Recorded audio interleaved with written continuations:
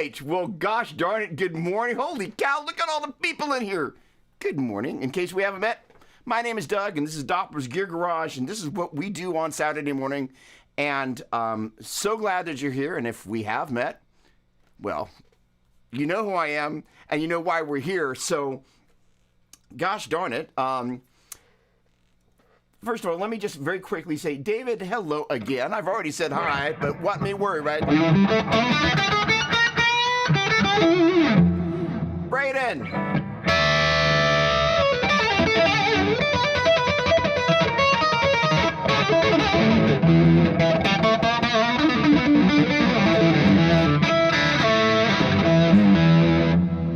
Jerry, the vegan rock star. Hang on a second, gotta click on it.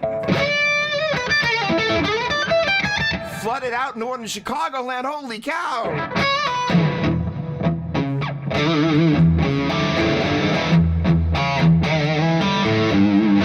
That's the Chicago Flood Blues, by the way.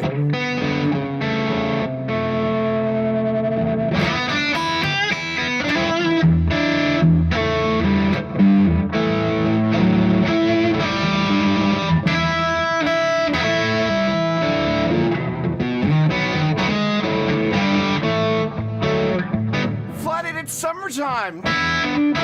Was that a storm that came in off the lake?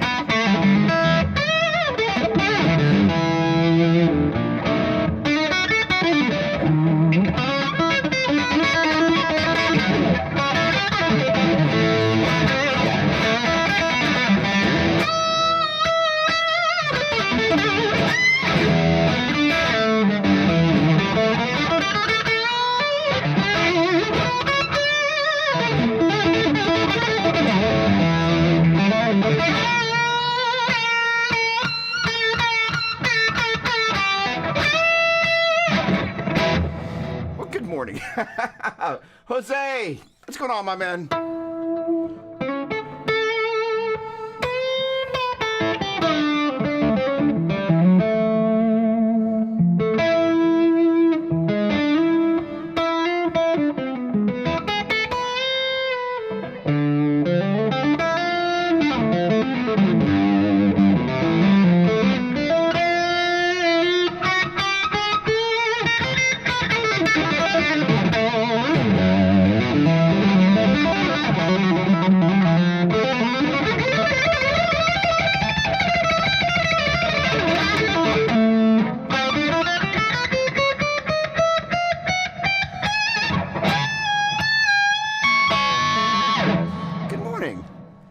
Okay, Chris, hey, hello.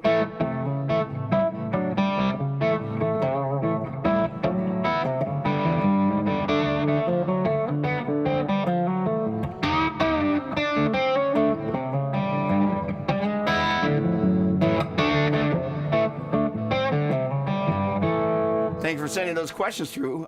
We will be answering them today. John Mello, B flat for you, buddy. And good morning, by the way.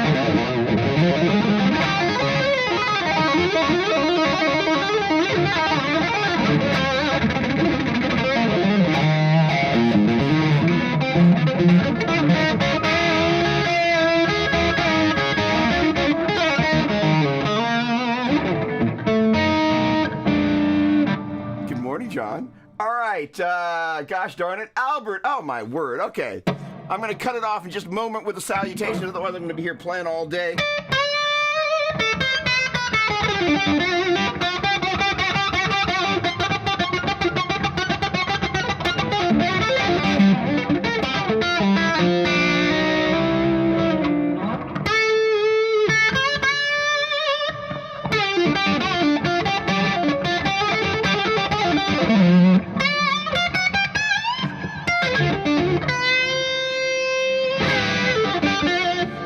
I got another amp to sell you. I don't think you've got the Fillmore. I'm playing through the Fillmore 50 today.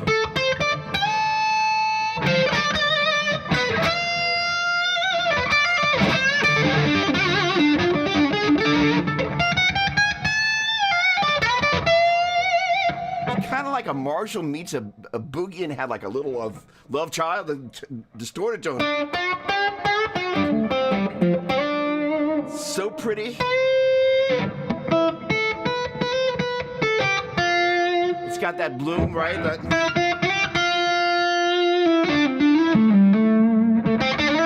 when you dig in, bring the gain up.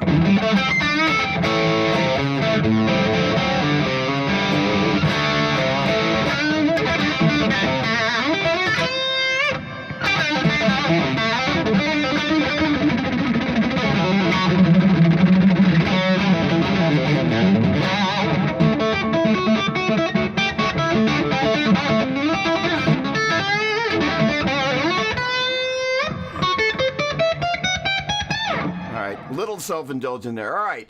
Gosh darn it. Tom, good morning. Steve, good morning. Hello, hello. All right. Hey, Mike Rand, you got a question about in-ear monitors, as I recall. Tony Librand, what's going on, my man? Down at the shop. Hang on a second. I got to backtrack here. If I'm going to salutate you.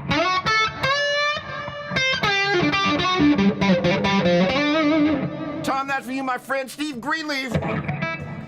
F sharp.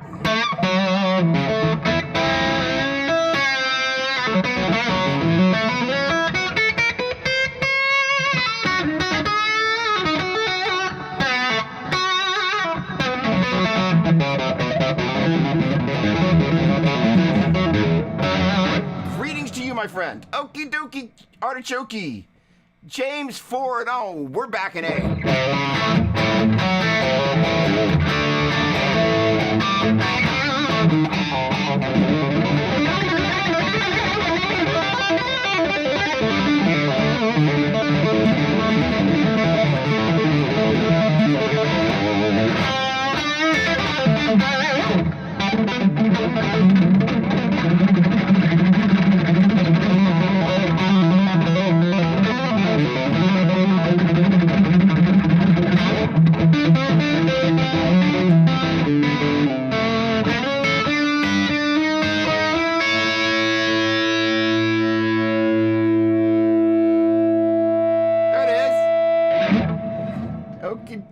Holy cow. Terry Doris and James Knox. Holy cow.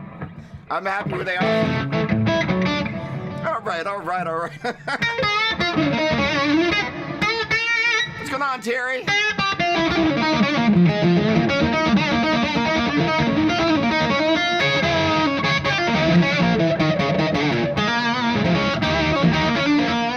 And gosh darn it, James Knox.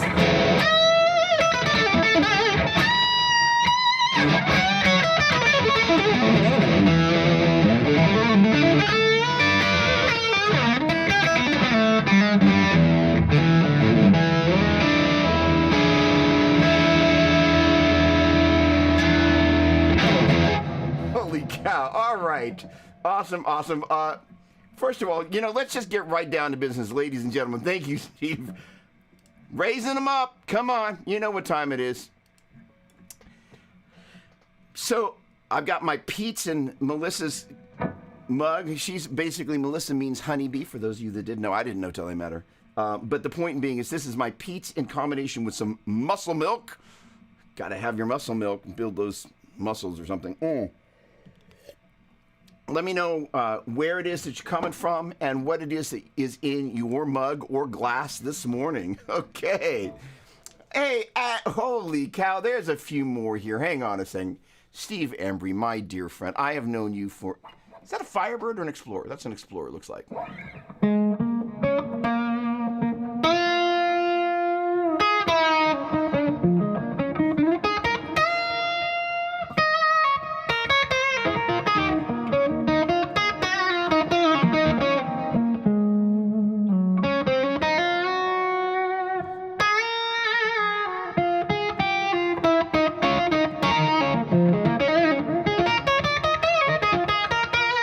Okie dokie, good morning, my friend. Sonia, hello.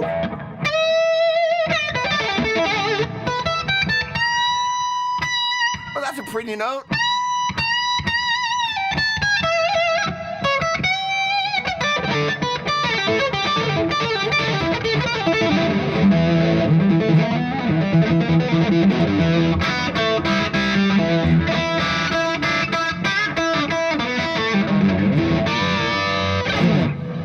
Good morning, Sonia.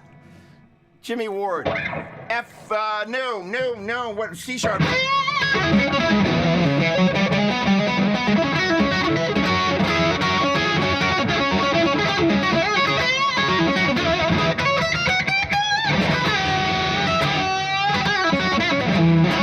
Good morning, my man. Good morning. All right, I think we got one more ski, and then I've got to get to work here. Gosh darn it. Andrew, hey.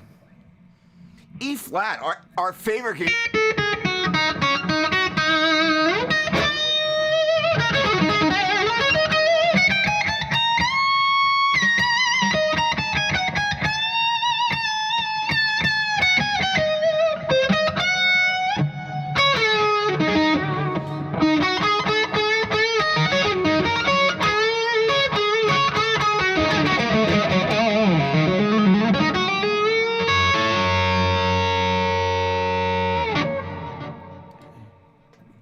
Hello.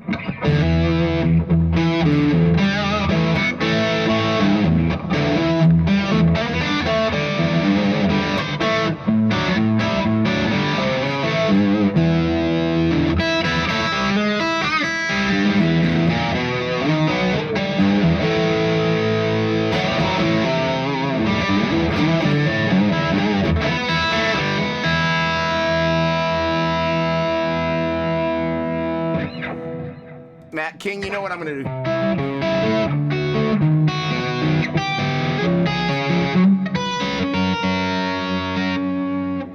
What do you call that? Leading, secondary, leading.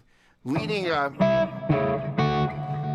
and I had this very late night text exchange last night, but basically this concept, if you're outlining the 4-chord, 5-chord, and 6-chord, you're kind of doing this little kind of going into from the 4-chord to the 5-chord, which is normally a whole step. That is to say, if we're in the key of G major, G, hold the A, hold the B, half to C, hold the D, hold the E, hold the F sharp, half to G. As you move from that C to the D, it's a whole step, but you can kind of do that little leading tone thing, so you're approaching that 5-chord from a half step below. And quite often you'll do that, as I learned last night, which I kind of, I'm kind of thinking of this as a, I'm thinking of it as an A major in first inversion is really what I'm doing. However, because of what's happening there, you're getting this leading tone that's giving you if you're going from C major, which is C, E, G, to D major, which is D, F sharp, A, you're adding this in between this C, E, G, and then you're going to this A, C sharp, E, which is giving you that leading tone that is a, except it sounds much cooler to go. But this guy, it's the same doohickey. All about worship guitar. It's midnight in Singapore. Very good morning from me. Well, good morning to you. Look at that guitar.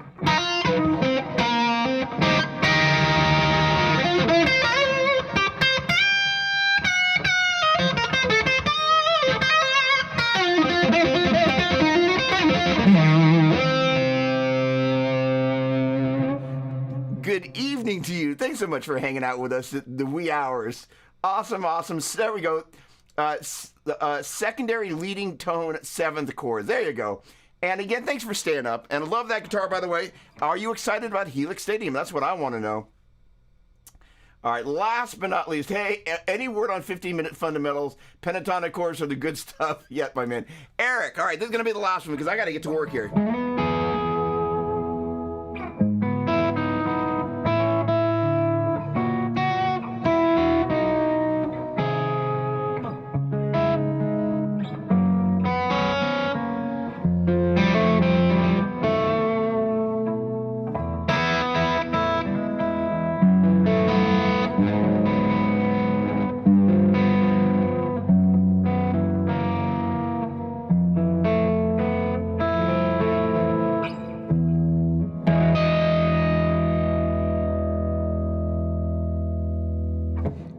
love playing guitar. Good morning, everybody. All right, let me get to work here because I'm going to just play all day.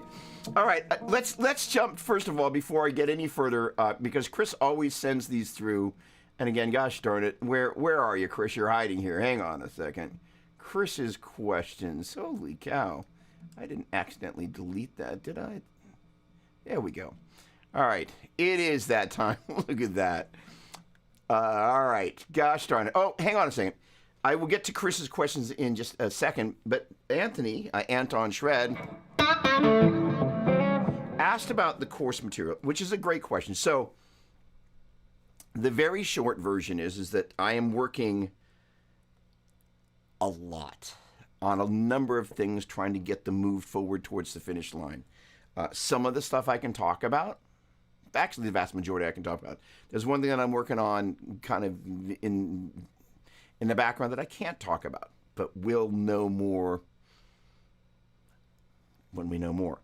Pentatonic course. Basically, every day, I'm going to give you a little something. I think I talked about this a little bit last week, but I'm going to give you a little something to work on. G-U-O-D. What in the world is G-U-O-D? Well, that's Doug spelled backwards. And here's the thing, is I talked about this a little bit last time, as I recall. But most of us, when we start with the pentatonic, we start off with pattern number 1. Then we kind of wander down to pattern number 5, back to pattern number 1, and up into pattern number 2. We can take that up, an octave, so on and so forth. However, most of us kind of live in that pattern reality versus that A minor chord that's ever so slightly out of tune.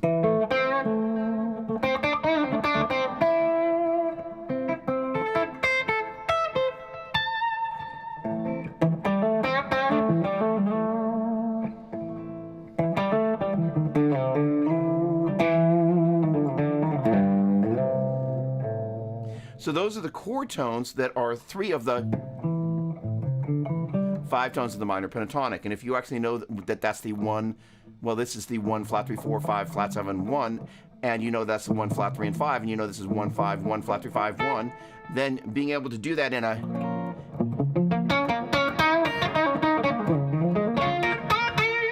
wacky key like B flat, you can still find your 1, flat 3, 5, 1, flat 3, 5, 1, flat 3, 5, and your 1. And because of the fact that I'm thinking about B flat, I actually hit the right spot, which is the next part of this. It's kind of going, okay, let's head back to A. That's A, C, D, E, G, A. And then in turn, this is going to be B flat, D flat, E flat, F, A flat, and B flat. And being able to think of that B flat, D flat, and E flat allows me to target. Sorry, I hit a D instead of a D flat. But at least you know why it was wrong. B flat, D flat. I'm sorry. What is B flat, D flat, F instead of E flat? I don't know what I'm thinking. B flat, D flat, E flat, B flat. Sorry, B flat, D flat, F, B flat, D flat, F, and back to that B flat, the one that I was hunting around, going, where is that note up there? Right, that's a B flat. If I know my note names, I can hunt for the note and find it. Especially if I know I'm looking for a B flat, D flat, and F, not to be confused with an E flat. But I can bend from the E flat to the F, and so on and so forth. So you know what you're aiming for. And there's that F again. I guess that means that's an E flat. And that's a D flat.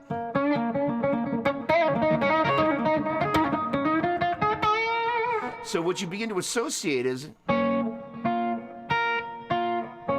how those notes sit against the root and all the other elements of the chord. That is, say, if I go like this.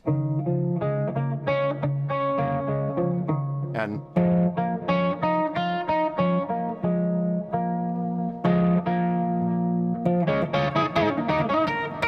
so there's internal harmony as well. All right, all that to say, those 3 things really become valuable. So I'm going to cut you loose on A. So there's G-U-O-D. Well, that's D-O-U-G, G-U-O-D. So if you can go A, C, D, E, G, A, A, G, E, D, C, A, and kind of go back and forth doing that, that will make your life much easier, because I promise you, if you do that, you'll actually know the notes going forwards. And when you start to know them backwards, the equivalent of G-U-O-D, A, G, E, D, C, A, you really know A, G, C, E, D, A. So A-G-E-D-C-A. There we go. I guess you don't know it. A-G-E-D-C-A-G-E-C-A. A-G-E-D-C-A-G-E-D-C-A. Something like that. All right. And if you harmonically begin to left out the intervals. Minor third, major second, minor third, major second.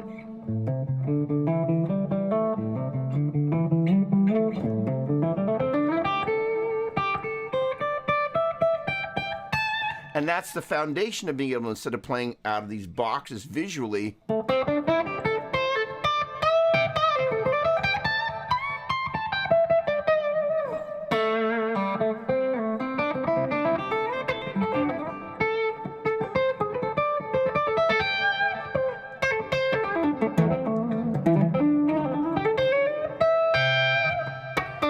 I looked. But most of the time these days, I spent a lot of time playing, never looking at the guitar.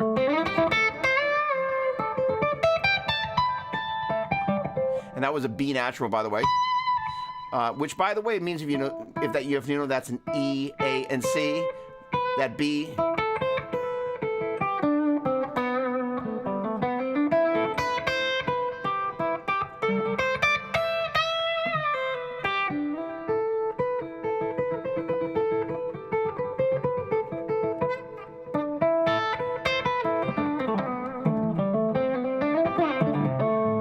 Really kind of adds some additional flavor there. So that's kind of one of our, if you will, teaching points for the day. Chris's questions. Mike Rand, I know that, hang on a second, I got a couple of, all right, there we go, hang on a second. Alec Bourne, what's going on, my man? Hey, by the way, I'm going to throw a shout out, and I don't have an affiliate link, so I don't make anything on this. Great to see my MIDI mentor. There is a MIDI course that Brian Wampler has put out that I actually have purchased. I think it may still be available for a discount. So Alec is the MIDI genius of the, not just the Helix world, but basically of the world. He is the MIDI genius of the world. We can just say that. And he's actually somebody I would call a friend. So gosh darn it. Hello, Alec.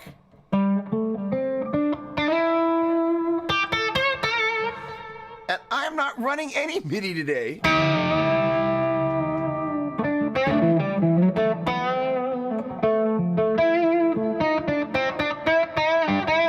But if I wanted to change the IR on that cab clone IR back there via MIDI,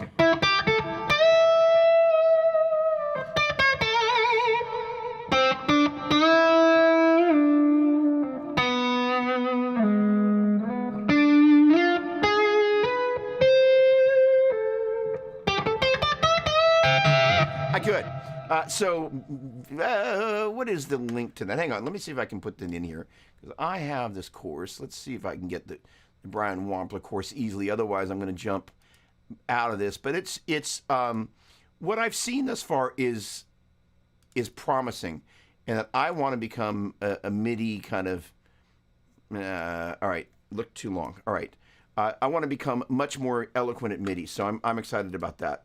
All right, good. Yes, I'm stoked for Helix Stadium, but mostly non-tone stuff, running tracks without able to ring. So, dude, right there with you. So for those of you who don't know, I'm not going to go too far down the rabbit trail, but for those of us who play with tracks or love to jam along with backing tracks, one of the greatest features of Stadium is going to be this thing called Showcase, and that enables you to import your own tracks. Import backing tracks with Yamaha's stemming software, split them out into stems, and wait for it, mute the other guitar player, mute the guitar lead track, for example, and then you can jam along with your favorite band. It is insane. And you can set what are called, let's see, this is your left and right.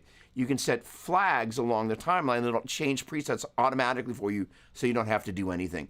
And you can set markers and loop sections. As I understand it, they also enable you to do non-linear movement, just like in a DAW. Like if you set a marker, you could jump from one marker to another, but you don't have the ability in Pro Tools, although they've got a new thing that they've added that it makes it more Ableton-like. But for those of us that have come from all of that, it is awesome. All right, I definitely didn't know it. That's why I'm here. Which it am I? Did I MIDI? Oh, MIDI. Okay, good. Hello, Dennis. What's happening? You get a little. Have I hit? I haven't hit G.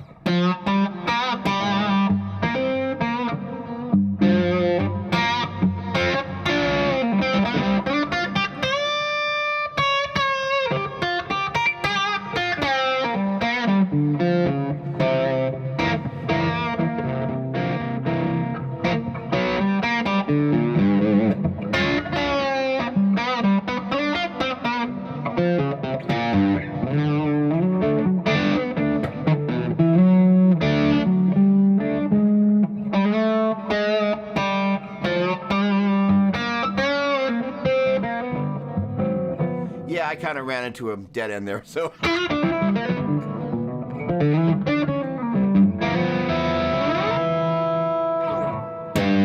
All right, let me get back to work here. Tom, have a great one. Guitars to set up, film, and sell. Go, my man. Brenton, hello, my friend. Thank you, Brenton and I, by the way. Before I jump into the aforementioned Chris's questions, Brenton and I, I study with this guy named Chris Greenwood, also known as Manifest, and he's got like hundreds of millions of streams on Spotify. So one of the things that is taking up a moment of my time every day is really learning the Spotify strategy so I can actually kind of make these 3 back-to-back albums. I'm getting ready to re-release the first album and then kind of these next 2 albums. And sooner than later, we are going to be dropping the first re-release single from this. And I will be actually probably asking you to kind of share it on your timelines on Facebook or help spread the word. It would be so appreciated because it's a big deal in my world. All right. In any case, so my buddy Chris does this every couple of weeks, once a month. He does this kind of like 5-day kind of Spotify challenge, and it's very reasonably priced. It's like $37. But for people that have gone into his inner circle, which I have, you can still go to that. So Brenton actually was on this week's Spotify challenge, and it was awesome. I'm always learning so much, so I'm so thankful. Brenton, so glad that you were able to hang out. It was nice seeing you in there. Nice shirt, by the way. All right. Gosh darn it. Like I said, Chris's questions, here we go. All right. Now, this is one of my favorite topics for a couple of reasons very near and dear to my heart and to my backside. Did I really say that? I did.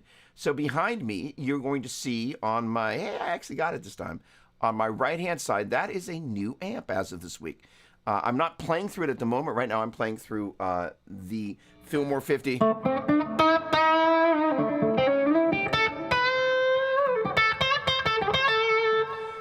And what I'm doing is I'm running a little bit of verb on the amplifier. I'm obviously basically it features 2 identical channels that you can set differently.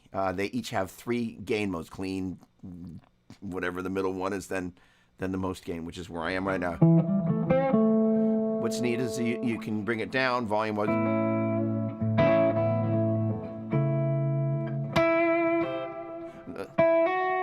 Let's try that. Come on.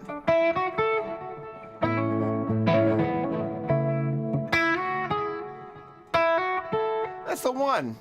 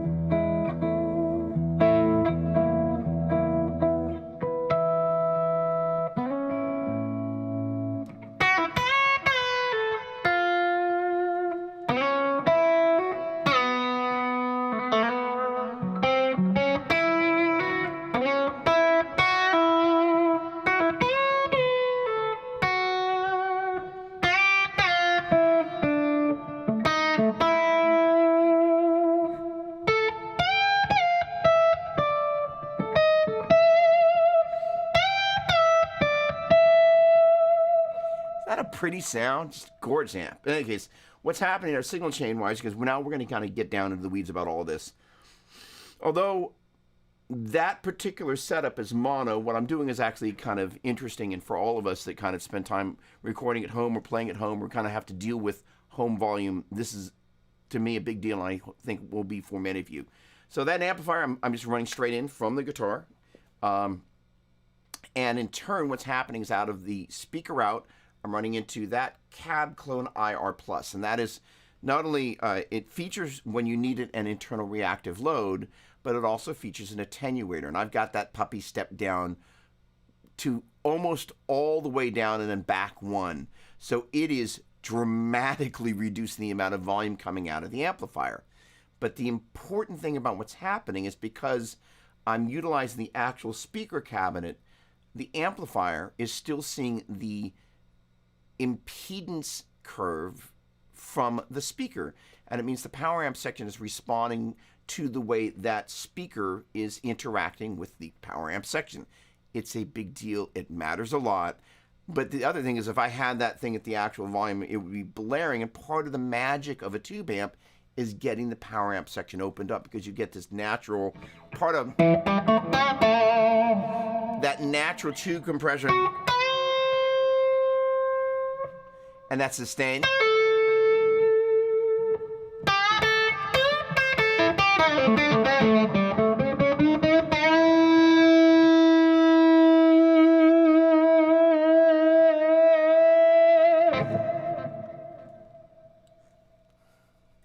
You gotta understand, I actually have two of these because I'm a stereo fanatic.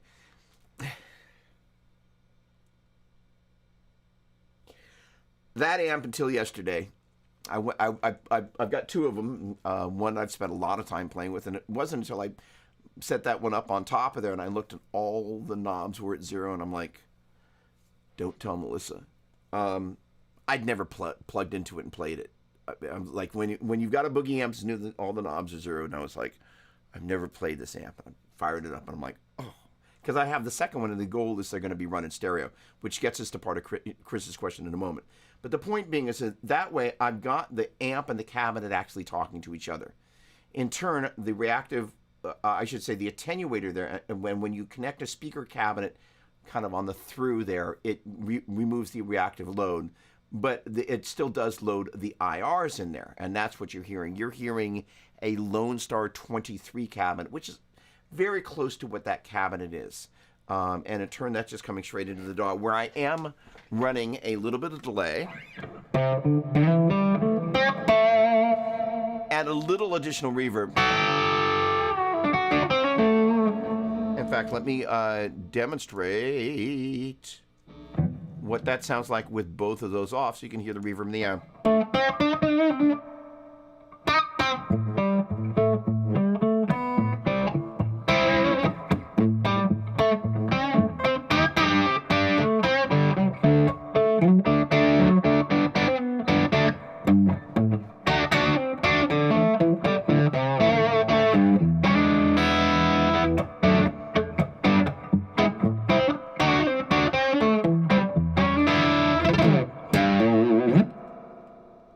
It's a very Fendery kind of.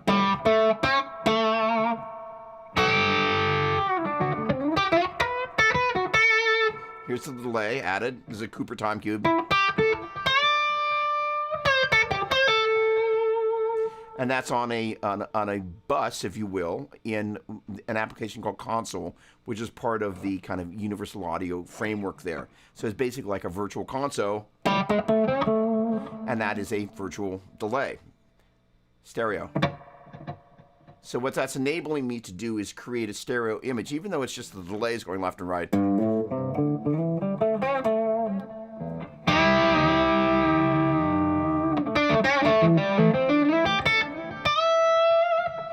That little bit of hugging that's happening on the left and right is important. I'm going to take the delay off. I'm going to add the additional reverb that you heard, which is an EMT 140.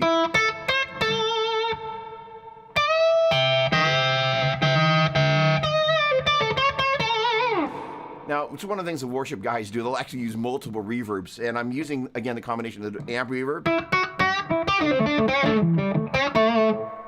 And I'm adding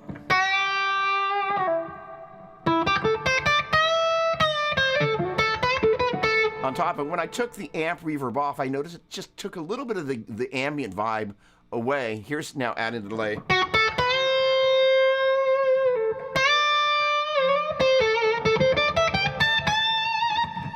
It's just really kind of the sum of the parts makes for a really nice soup, in my opinion. So, all right, so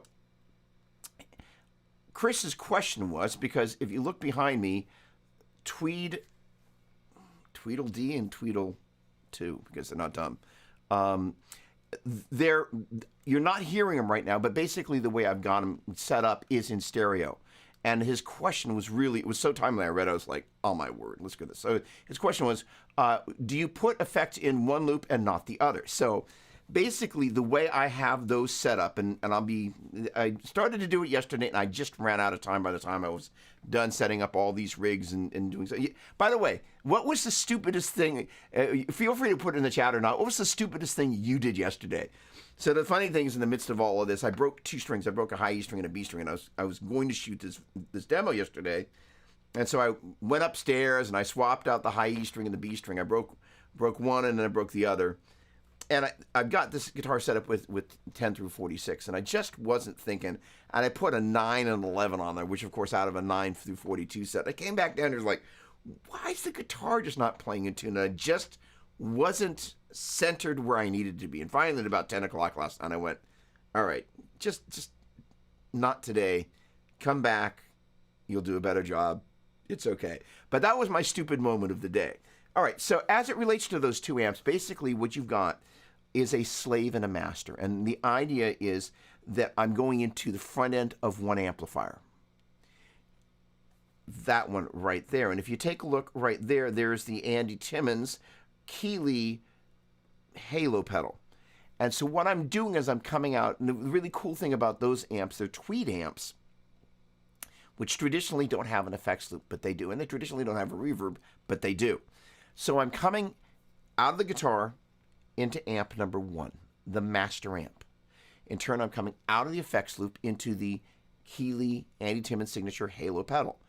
Mono in, stereo out, and that's where I'm getting my split.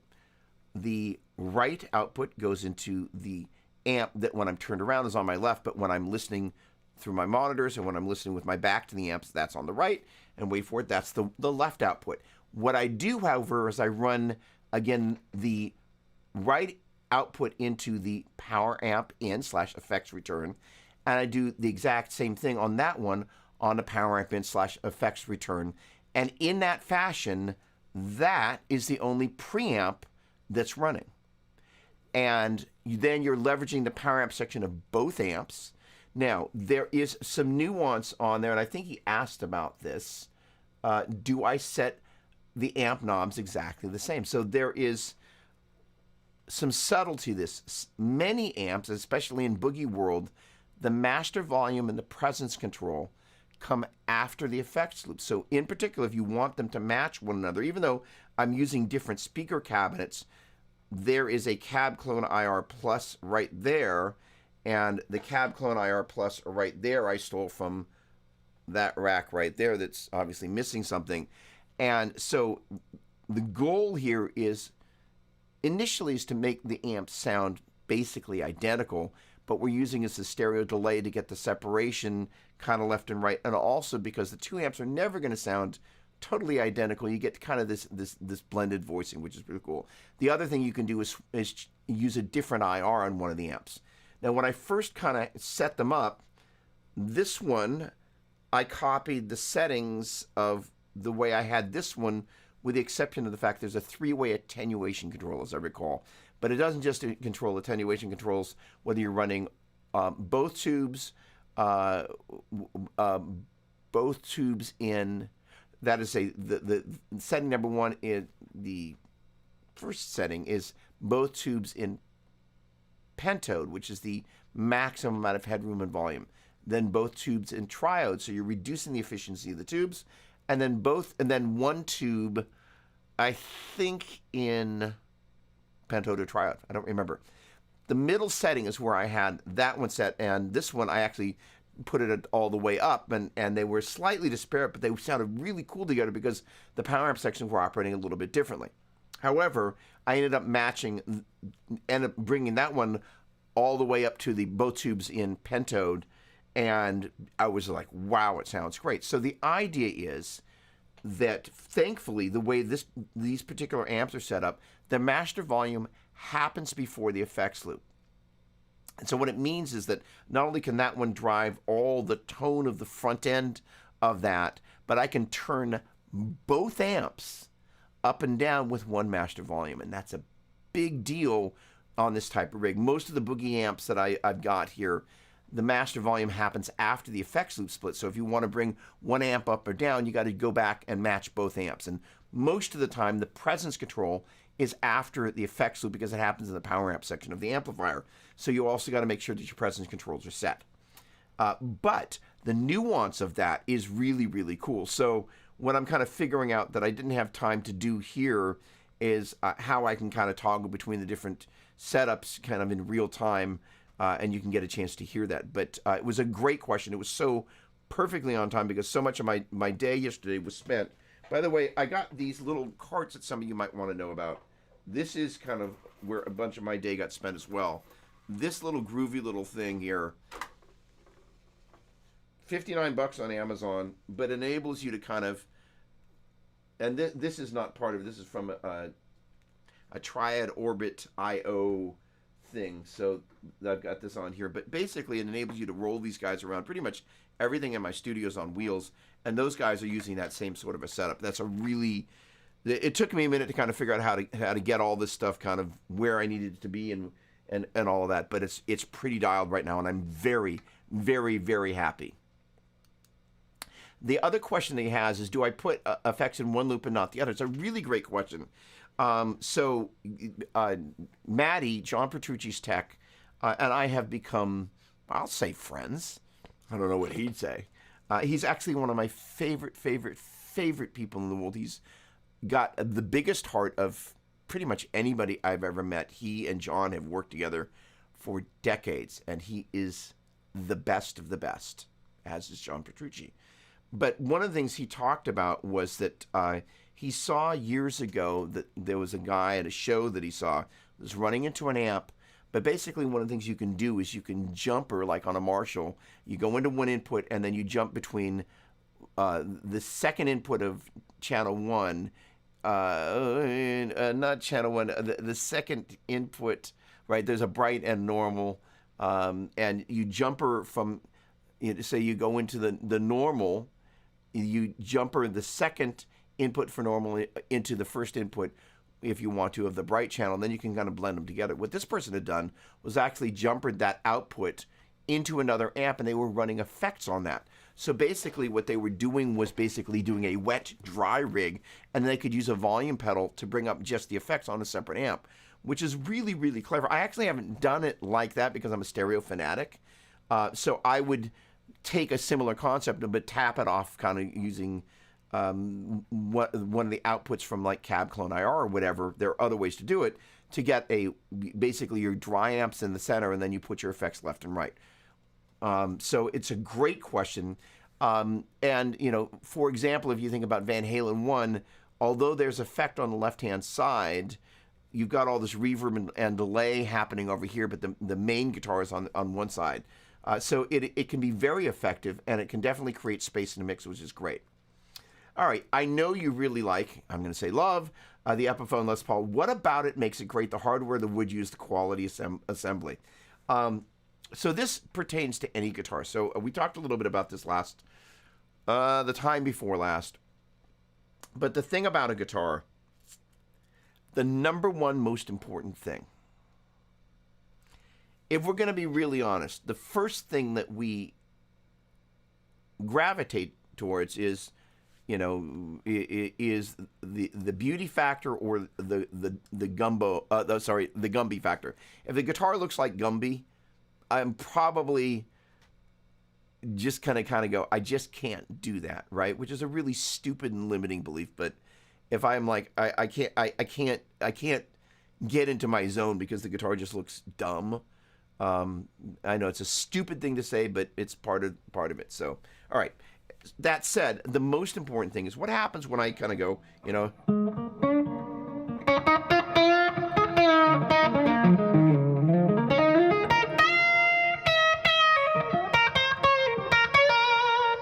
am I able to get into the zone without even thinking about it? And that, if you're looking for the one thing that this guitar does, I'm just like, I can't believe how much of myself comes out on this instrument so easily. This is set up with tens. It's not the easiest, lightest play in the world. However, once you kind of sit with it for a minute and kind of really find yourself, this is a guitar that I basically, once I start playing, I don't want to get up out of the chair here if I'm sitting. I don't want to stop playing. And I just sit and play and play and play and play and play. So there's what I call the fun factor, which is the equivalent like, I just don't want to take this thing out of my hands. Now, there is another really important thing about that, which is the shape of the neck. And in the video that I'm going to be doing, I'm a little out of tune, my apologies. I changed out the B string and the high E string because I put the wrong flipping ones on there yesterday. But one of the really, really important things is, what are you looking for in terms of the neck shape? And this is one of you know, we kind of know, you know, for years I played Ibanez's. One of the things that, you know, I love about Ibanez's is kind of they've got that really thin neck, which plays really fast. So I will admit I like a thinner neck, but at other times I like a really big baseball neck. So some of those old 50s tellies, it's kind of hiding over there. And some of the old Strats can have a really big neck and they feel great. And they've got a lot of tone and a lot of richness comes out of the fingerboard. However, the thing about the shape of the neck, and Tim Pierce has time to talk about this, calls this little area right here, the shoulders. And this is a really important thing, because if you're going to play the Hendrix chords, or you're going to...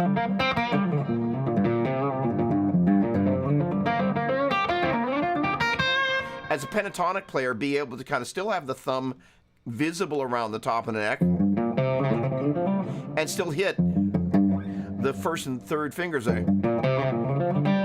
When it's got wide shoulders, my thumb is not long enough to get around to the top of the neck, and if I bring it around there, then I lose the ability to have my first and third down here. And that look right there, you can see that my thumb kind of comes around and wraps. That gives me that leverage for that.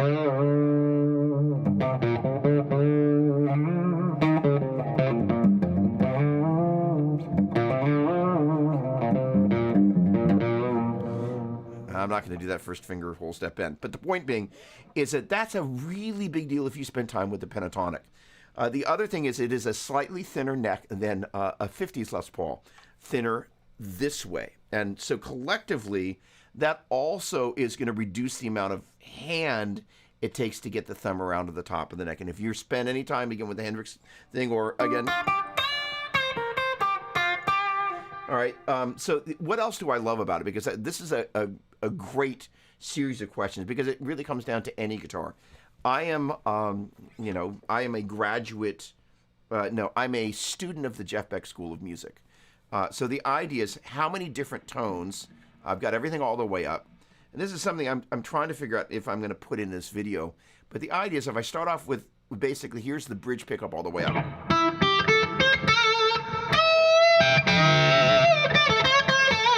I'm going to play a note and hold it, and then I'm going to bring the tone control down.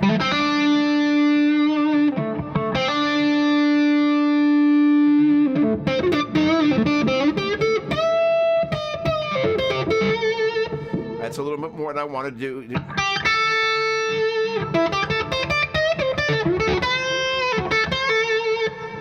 Again, that's...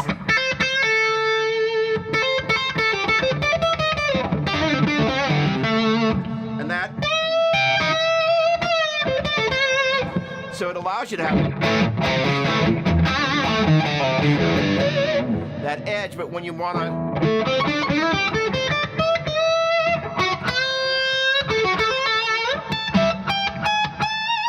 take a little bit of the pick out of the equation.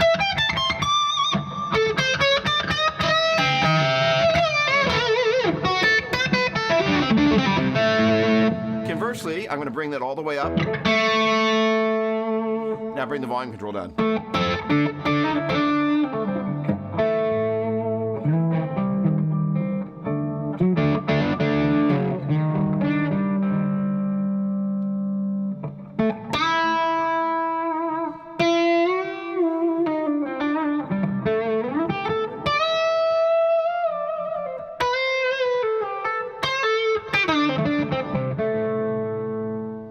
How's it do it whisper quiet?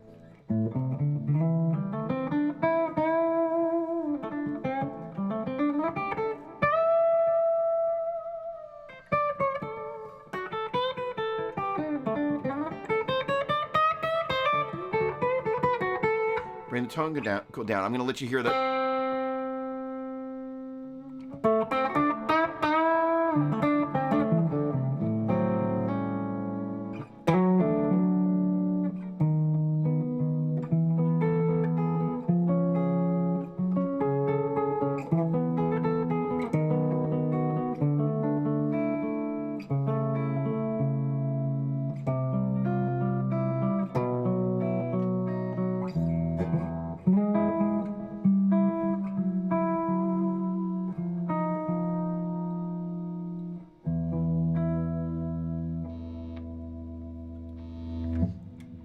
Middle position.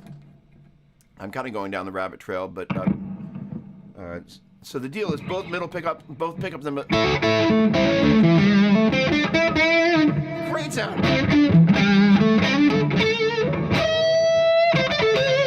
So I'm going to give you just the bridge, just the neck, both. Really nice way the two work together.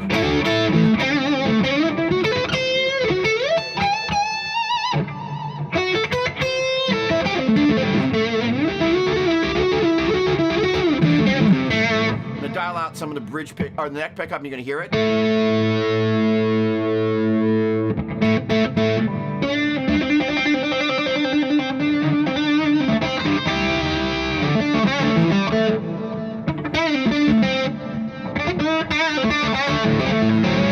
It's like the bridge pickup, little extra body.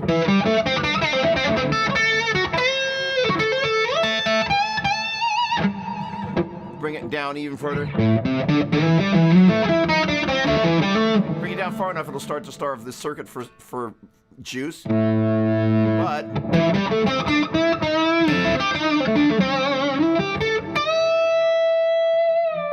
if I bring this down so it's barely on.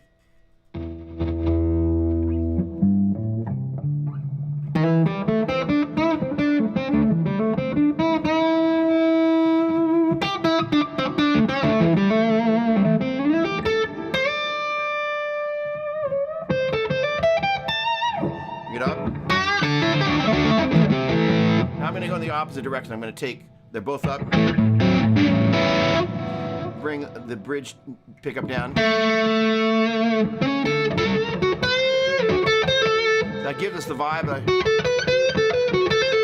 the neck pickup, but with a little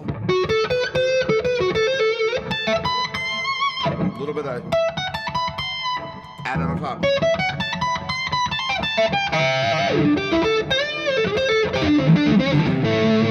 So on and so forth. The neck pickup on its own.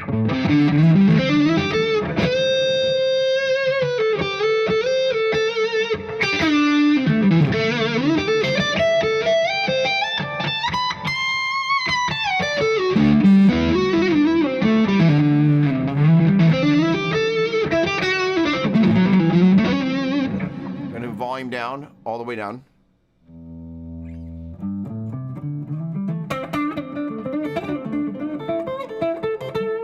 I wouldn't necessarily think it's a Les Paul.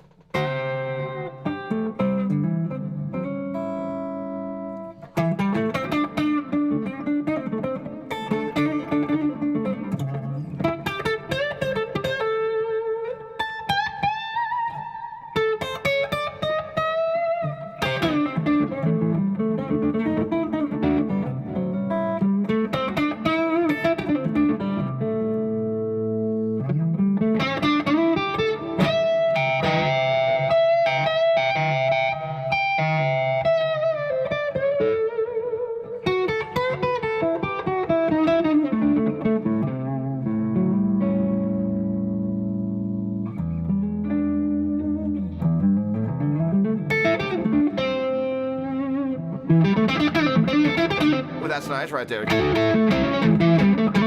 So that's out of the range of the control.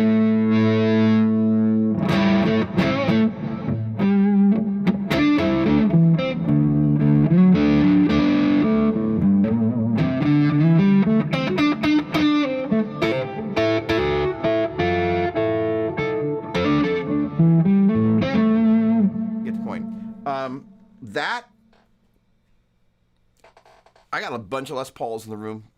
This one does all of that better than all of them. Set it, $699. Flippin' A. And it stays in tune exceptionally well. The first thing I do when I get a Gibson is put on locking tuners. Didn't have to do it on this guitar. It's just kind of a must. Yeah, that's it. Flippin' A. Just never ceases to amaze me how great a guitar this is. Just shocking. All right, let's get over here. And by the way, I have a lesson at 11 o'clock today, so I'm going to need to make sure I wrap things up in time to get over there. All right, let me, first of all, I'm not going to be able to catch up with everybody here, but let's see here. How am I going to do this? How far back did I miss the chat here? I'm drinking Iron Dome coffee from Israel. Come on. There we go. That'll protect you. Okay, good. All right, good. I didn't miss too much. All right. Let's see here. There we go. I'm big fans of Manifest in our house. Oh, awesome. Braden, that's awesome. He's awesome. He is a lovely guy. He's super smart. And when it comes to Spotify, he is a genius. Michael Ferguson. I'd love to spread the word on your music. Definitely make sure I know about any of this. Thank you very much. Really, really, really, really appreciate it. All right, Song Moinster. Good afternoon, guitar rock star. Good afternoon to you. I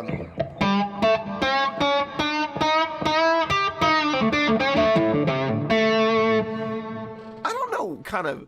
I think that the salutation thing, the greeting thing, I don't quite know how it started, but I just can't stop. And it's one of my favorite things about kind of like, hey, can you imagine if you walked down the street, you saw people like, hey, how you doing?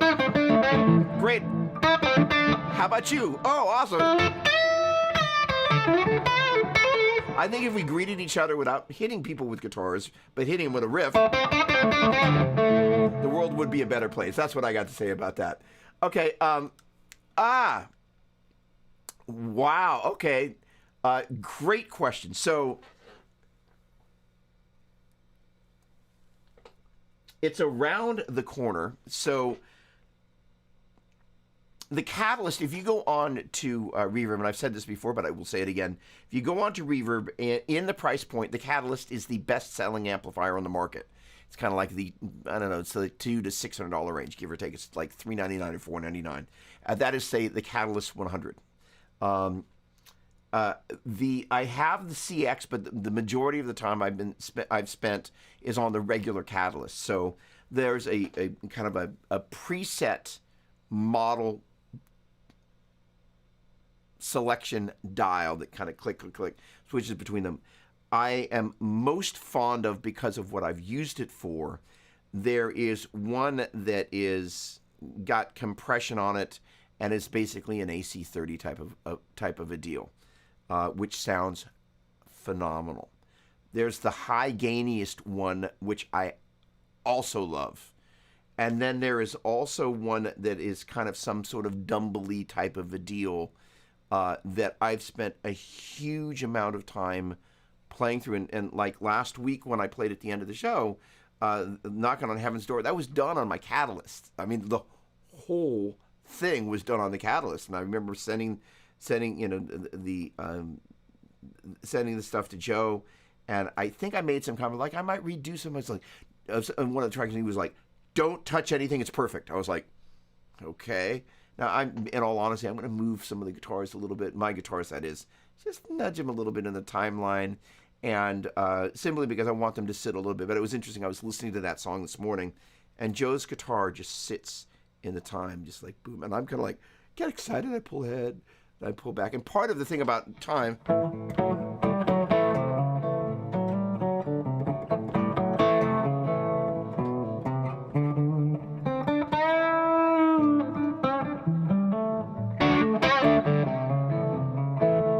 not just dynamically, but you can also kind of lean into the time a little bit and be on the, literally, if you saw this as being the beat, I can lean a little ahead, and then I can just relax back, and I can then lean back behind the beat, and you can kind of sway a little bit. Then there's just plain getting excited. So that was kind of that. So I absolutely love that. I'm sorry that wasn't specific, but there you go. Which UA delay? We got a little Jeff Beck going on there, my man. Oh, come on.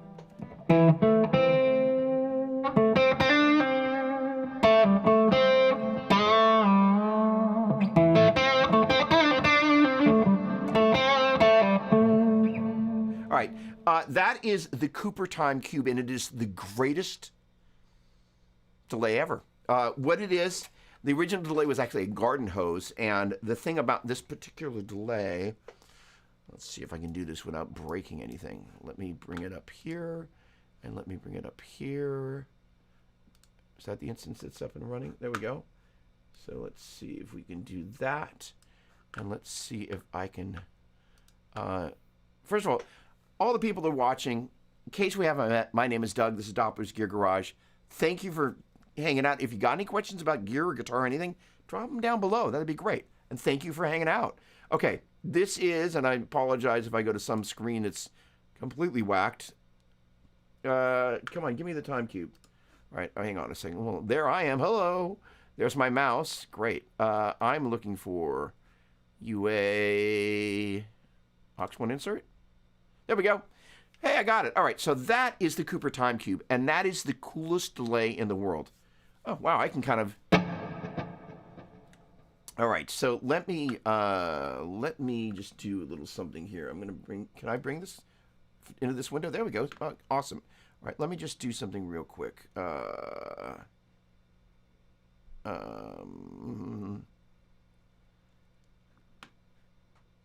fine. Okay, so what I'm going to do is basically what you've got here is this little guy here is the delay on the left-hand side. And this is the delay on the right-hand side. I'm going to bring the right-hand side down. So you're hearing just the left. Oh, wow, I've got it in... oh, okay. Oh, wow. Oh, what an idiot. And this is really interesting. I've got my delays panned... This guy here, actually, I didn't have it all the way. All right, let me just undo all of that. So you're now going to hear... Very interesting. What a moron. Okay, so you can hear that they're literally hard left and hard right, which is where they should be. All right, now I'm going to give you just the left delay. All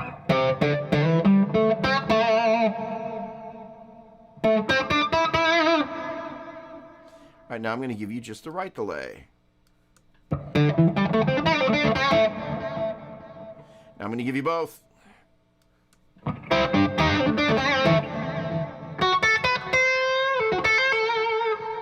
Now the really interesting thing is when you heard just one,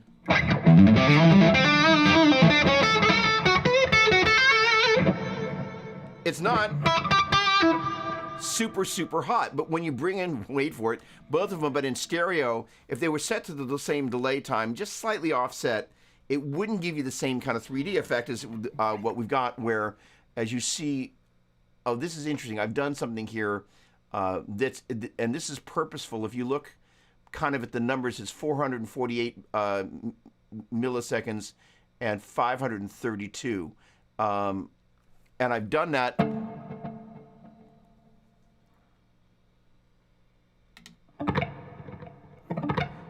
To give them just a little bit of offset, but I didn't do it in a way that's perfectly subdivided. And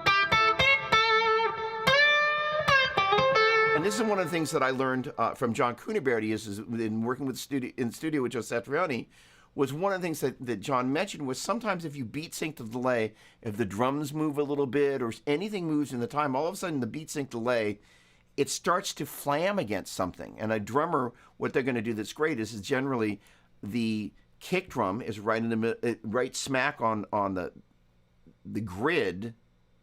The snare drum will have a tendency to be varying degrees behind, and maybe the hi-hat can lean a little bit ahead or it can pull back a little bit. So depending on what sort of rhythm it's doing. So the idea of not having everything beat synced is great. All right, the other magic about this delay, if you take a look at where the treble control is, I've got that puppy pulled way back. So let me go ahead and mess with this a little bit.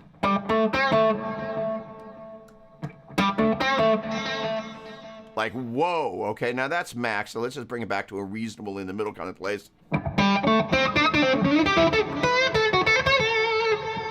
Well, I want to just be able to pull that back and just kind of have it there, but not there.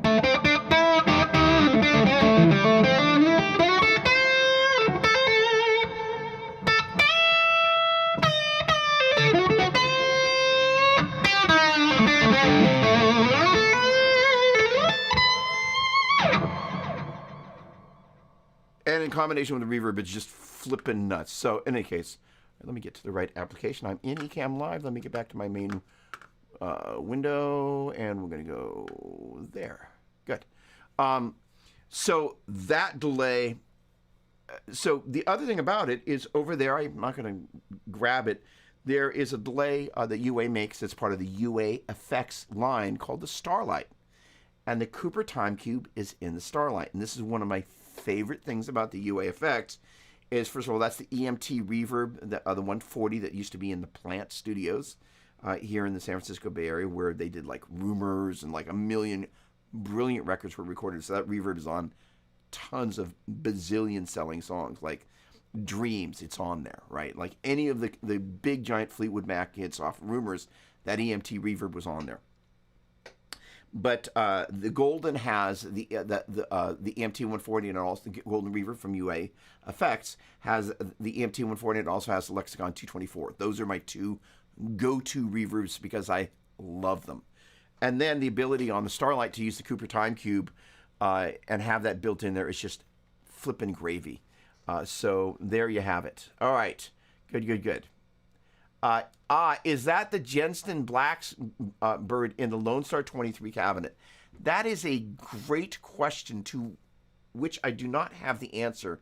My initial thought was that it was the 23-inch cabinet, but still with the custom 90, which for all intents and purposes is the same thing as the classic lead 80. Hence the name custom 90. MC90. In any case, I will double check that because I know somebody that knows.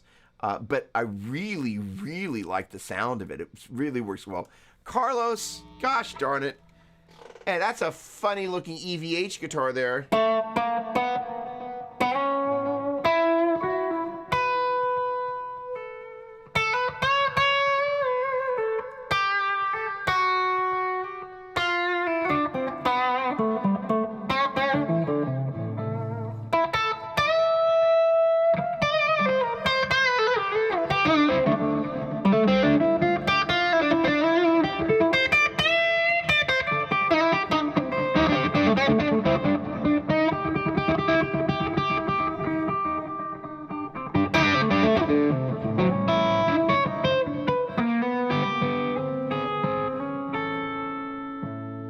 Video.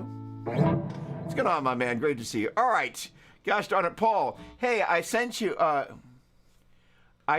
4 of your old sheets from GIT in the open counseling. Pretty cool stuff. Check your DM and you sound great. Thank you. All right. Paul, where did you send them? Because you said that you sent them before, and I looked for them, and I couldn't find them. So, I don't know. I guess I could take a quick moment and... Do I have a Facebook window open? I do. Hang on just one quick second. Steve. Oh, Steve's doing something. All right, I'm not seeing that, so if you can, send them again, because I looked for them and I didn't see them, but thank you. Great to see you again, by the way. That was that Earth, Wind, and Fire song. No, I'm not going to remember the chords. Oh, well. All right.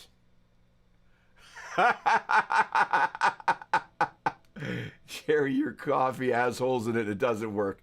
Well, fortunately, the holes that the other parts do. So there you have it. Okay, Nick, what's going on, my man?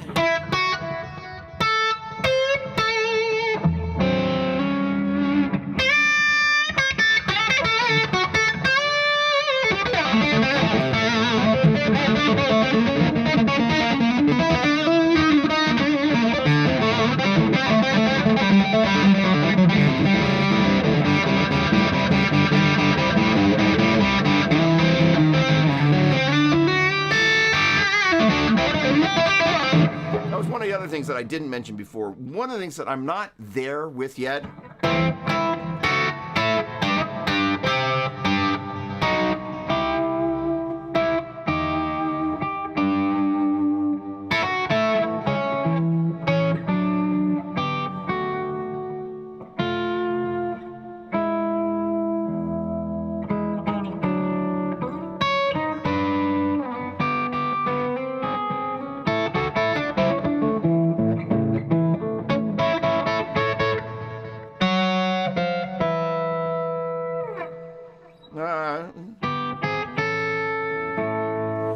Is working with dyads a lot, and there's just a whole bunch more. So the way the guitar, the notes blend,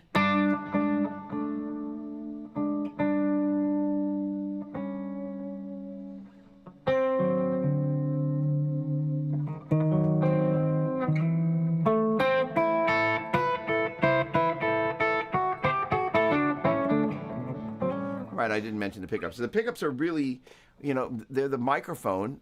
Hello, that really picks everything up. That's why they're called pickups, I guess, huh? But in addition to the guitar and all of the things about it, those dyads are going to become increasingly important in kind of the things that I'm trying to develop that are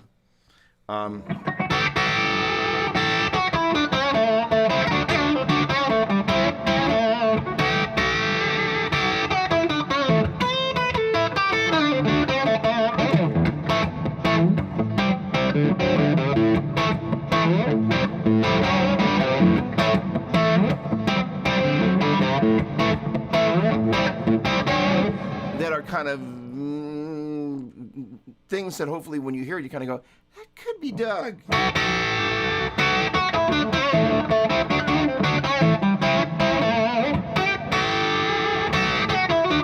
Because if you think about, how many bazillions of guitar players out there who play two strings at the same time.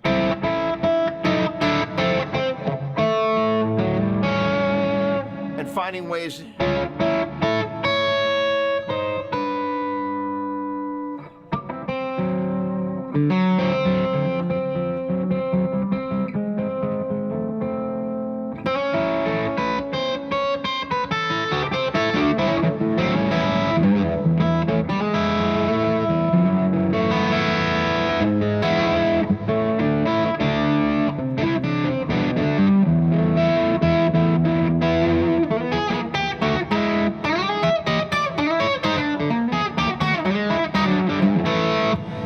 sorts of things, you kind of milk them like a cow.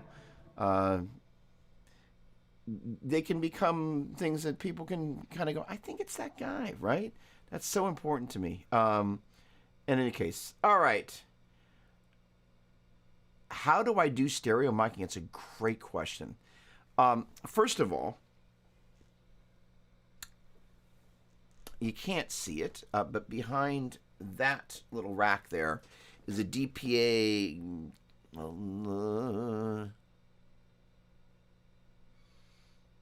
It's a DPA. Hang on.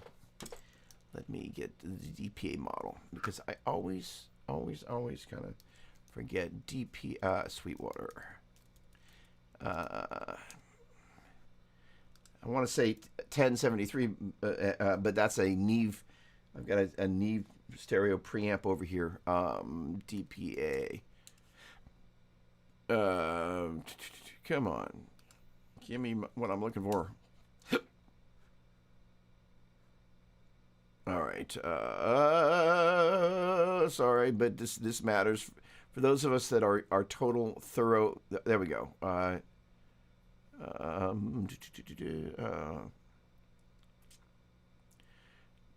DPA. Sorry, this is worth it for somebody. So,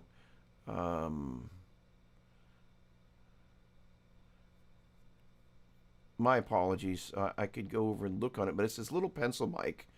Dang it! You know what? There are just too many on here. Hold on. Let me. No, they've got. There it is. It's the 4011C. It's a $1,900 microphone. Holy flippin' cow! And I have two of them. But the thing about that particular microphone for the $1,900, is that it sounds, once you get it placed in the right place, virtually as close as any microphone I've ever used. And I retired I love the combination of a 121 and a 57, a Royer 121 and a Shure SM57.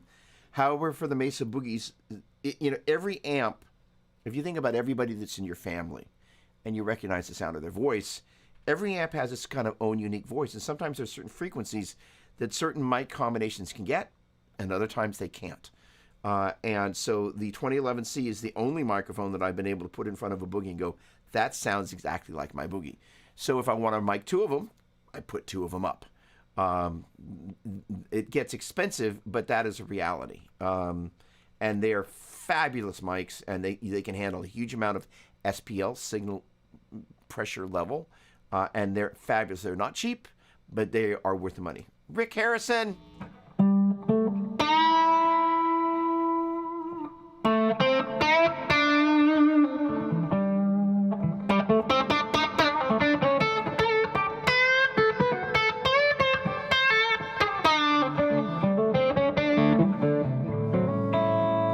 I recently picked up a second. No, it's not in the shot here.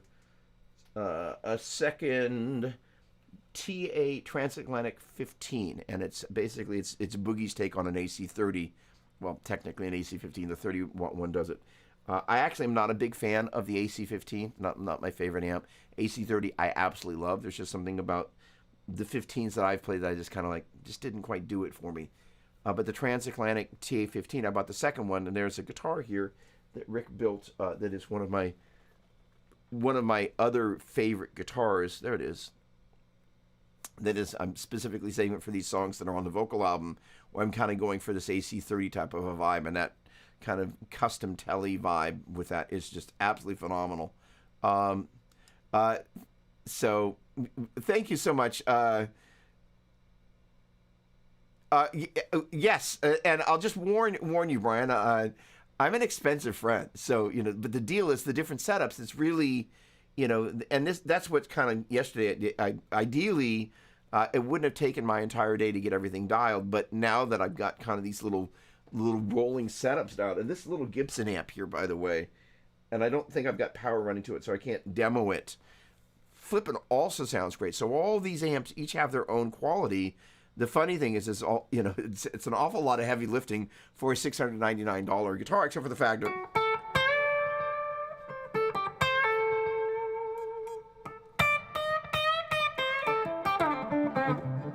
it's one of my favorite guitars. So there is that. Radar, what's going on, my man? Nice exchanging texts. I hope you're having a groovy day as well. Nice to see you. Look at that. It is a very cute photo. All right, I realize that is an animal and not a headstock, but Johnny Bean, what's happening?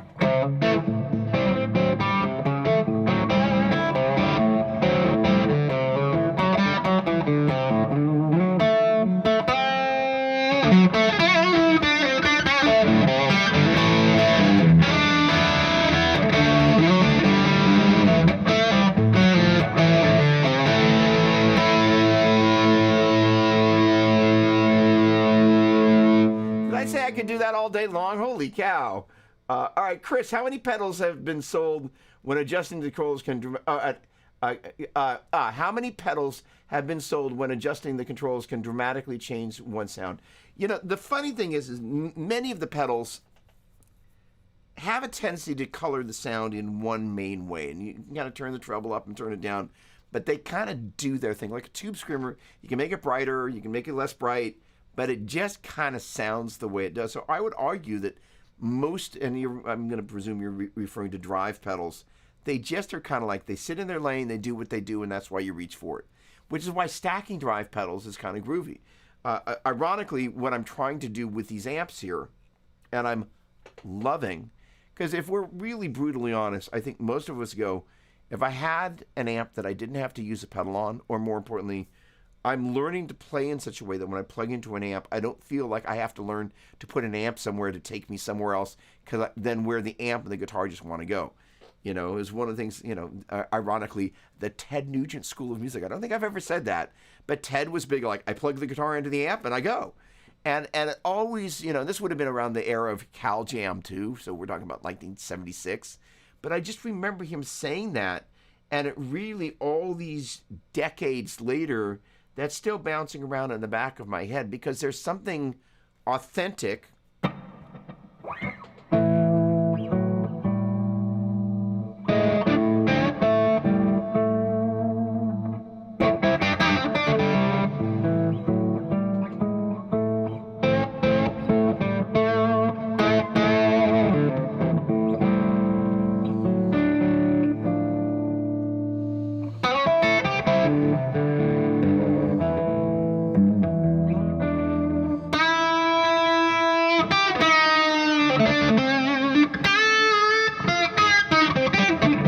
Oh, come on.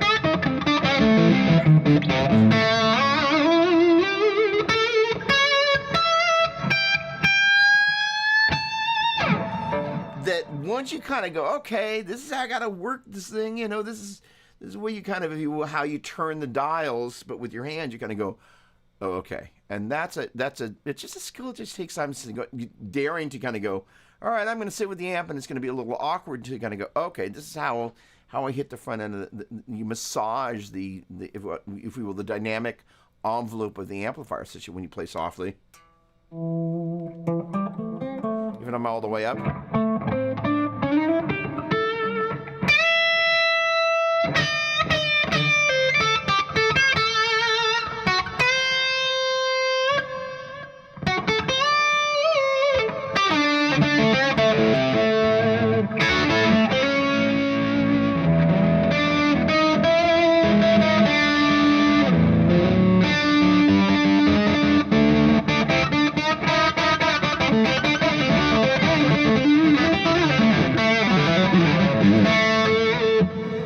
And, so you're now also having this, again, I'm plugged straight into the amp. And there's something, and yeah, there's a bunch of other stuff that's happening kind of after the preamp section. But that instantaneous, it's you, the guitar, the cable, and the front end of the amp. There's something that happens when you place a pedal in the middle of all of that takes you a step away from that. And one of the things that I love about these boogie amps, and they're all similar but different in the same way. So once you kind of learn the code, you're kind of like, okay, this is what it is. It's a really special experience. Vince, what's going on? Thanks for the kind words. Great to see you, my man. Oh, look at that shot. I love that. Now, didn't the last time, didn't you have a shot with a Parker Fly?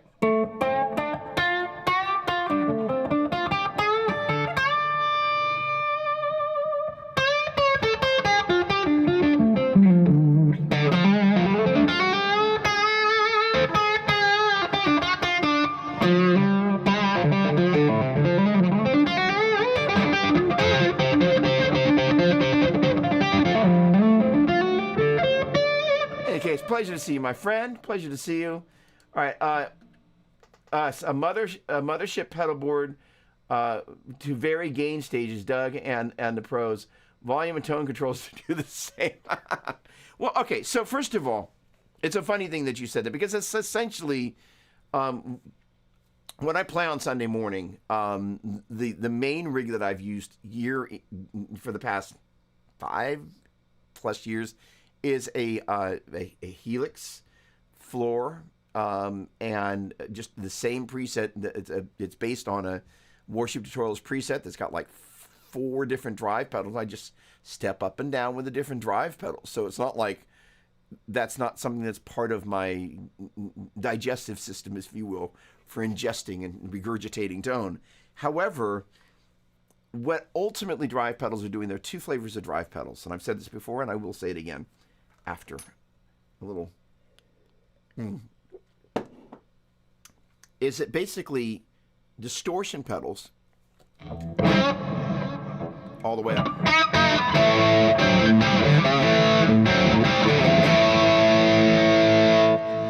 Imitate the sound of, for me, a master volume amp where the master volume's down, the gain is up, and then you bring the master volume up, and you get preamp distortion.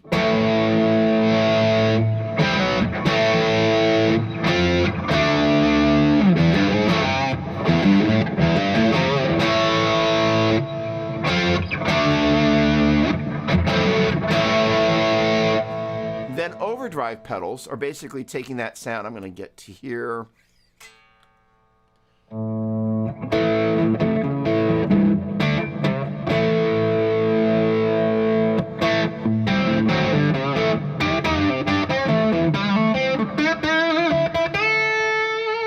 So that kind of saggy, kind of compressed bit is how hard I'm working the power amp section there. So I'm using both of those together. It's the equivalent of stacking an overdrive and a distortion, or stacking two overdrives so you can kind of get to kind of distortion level, but you're kind of manipulating the two of them to work together. So it's honestly, it's the same thing. Ultimately, the result ends up being very similar. It's just kind of getting there. But the challenging part is plugging straight into an amp and kind of going, oh, that sounds terrible. Not that the amp sounds terrible, but you're like, wow, how do I make something? Let's see. Hang on. You were right there. How do you take this? So I've taken all the fun stuff away.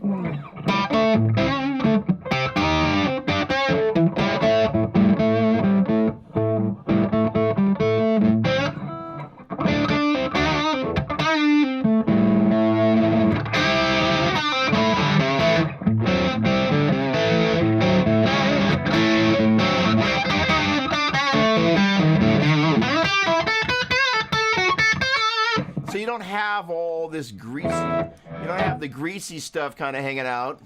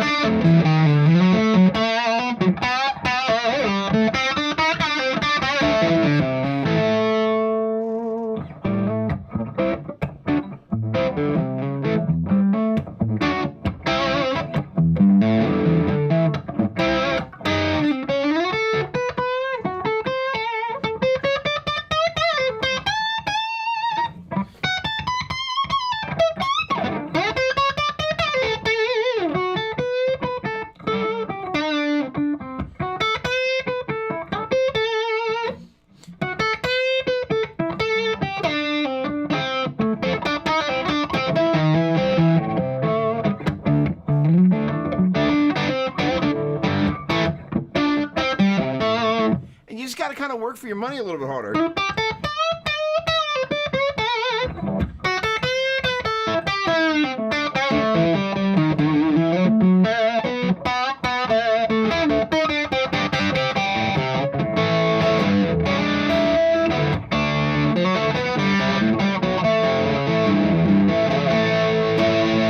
But then you kind of go, okay, then that's where you can kind of go, all right, well, where are my in-between tones? I'm going to bring my bridge all the way up, and my now I'm going to back it off.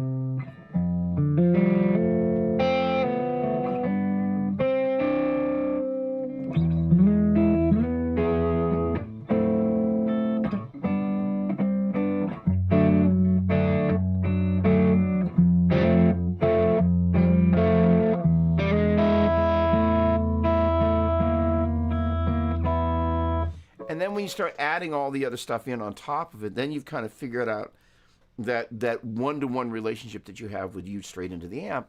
And the ambience just kind of adds ambience. But, if you listen to some of those early recordings of the great rhythm guitar players, Keith Richards, you just kind of, the way they just kind of sat there with the amp, They got their vibe with them and the amp. They didn't need a bunch of stuff in between them. I'm not saying it's not okay to have a bunch of stuff in between. Whatever works. However, there's a thing that happens when you and the guitar and the amp start talking to each other. You're kind of like, oh, that's that thing. And I really have gone through the past 4 months of really, the question I've asked myself actively is like, can I do this without using any drive pedals and get to where I want to get to tonally? And this has had a lot to do with it. Just kind of going, okay, you got to keep working on it. And kind of like, okay, how I play the phrases, how I sit in the time. But I finally kind of, the other day when I plugged into the Tweed with this guitar and just kind of went, that's that, somewhere between the last time I plugged into it and then the other day, it's like something happened here that I went, oh, okay, I figured something out here. I don't know exactly what I figured out, but it's different. And that relationship with the amp, I want to encourage you. It's a little orange practice amp that I'm going to take up into the bedroom. My day generally starts after I brush my teeth. I'm on to my caffeine, and I grab my little timer, and I grab my metronome, and I kind of sit in the bedroom there, and I just kind of get into my guitar zone. I didn't do that enough this past week, and I could really feel it yesterday. I was like, oh, I remember somebody said, you sound better this week than you did last week. The improvement that I made last week, I didn't make this week. And I was just like, ooh, I really, really missed that practice time. So I want to encourage you that daily practice, even if it's just like in 15-minute increments, the cumulative effect of missing it. And one of the analogies I'm going to make that's going to be in the Pentatonic course, I was kind of getting ready to put on my exercise stuff because there's a reservoir that I walk around. It's like 3 miles. Really good place for me to kind of get my head straight out of all the craziness.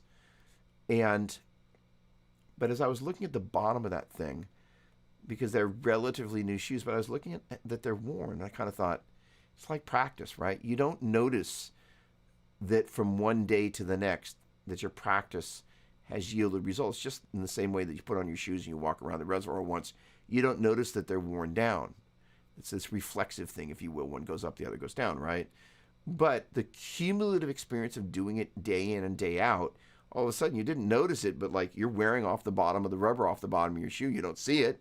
When you're practicing, you don't necessarily notice that you're really that much or any better than you were the day before. But cumulatively, you get better.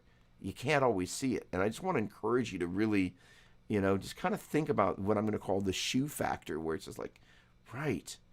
And so there are times and weeks that there's just enough other stuff that's demanding your attention that you kind of don't have the practice time. But I kind of paid the price.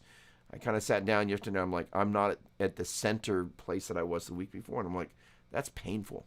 It's a good pain, though. It's a good reminder. Enough about that. Adam, always a pleasure, my man. Let's see here. Oh, you're very kind.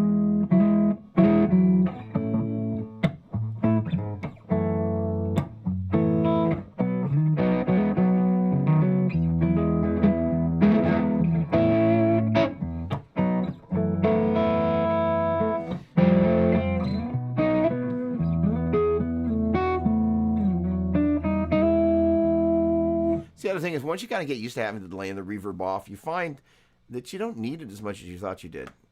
I tried an Axis Epi with the Floyd and the piezo. It was killer in $8.99. I mean, like, seriously. There's my Axis right there, and it does not have the piezo or piezo, depending on how you pronounce it.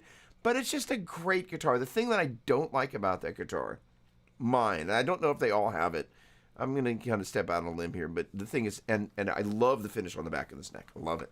That one's got it's got a satin finish. I'm never, ever, it's a personal thing, been a big fan of a real satin finish. It's just kind of like, it's not quite my jam.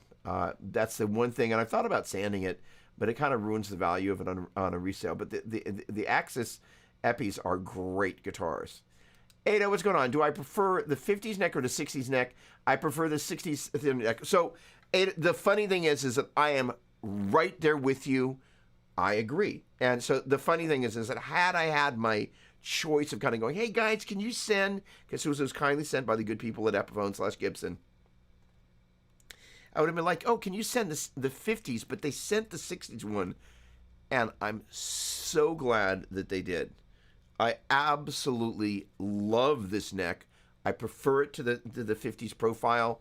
Yes, couldn't agree with you more. I hit you with my riff. The Catalyst is a very versatile amp. That's right, you got the Catalyst 100. Here you go.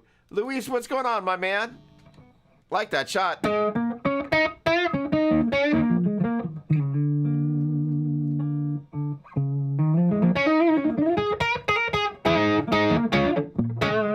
The other thing about playing without any delay or reverb.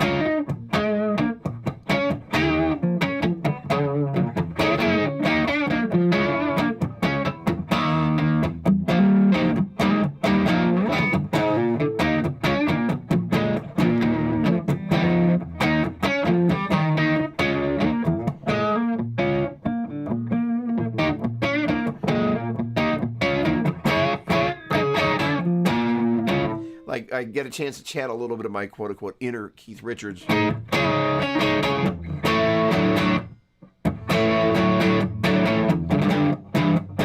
Right?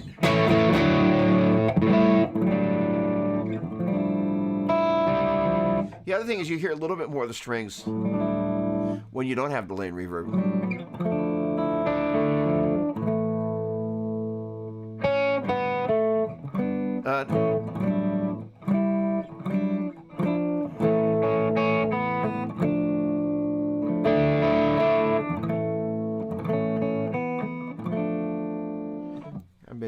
Yeah.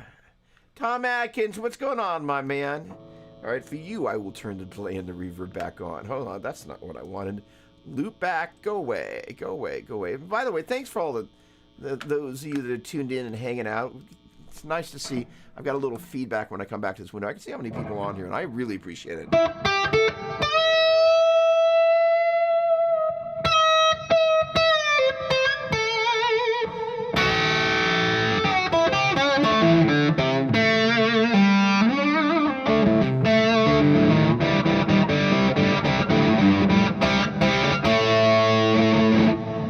My friend.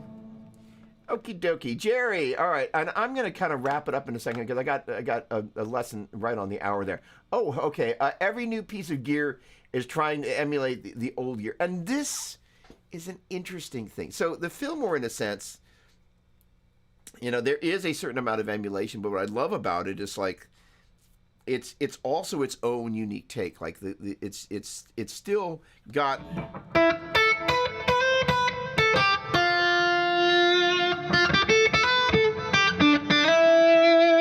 Like that.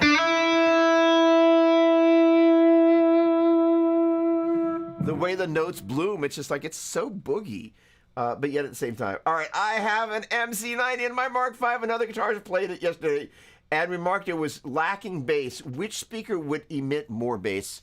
The EV probably.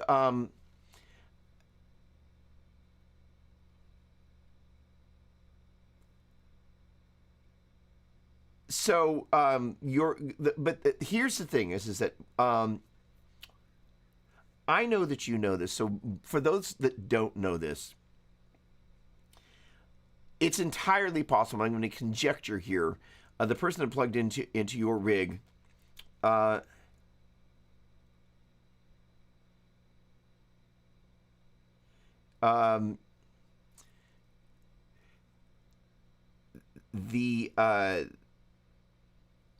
it's an interesting. So I posted a photo. Got ahead of myself. One of the things that's coming is a.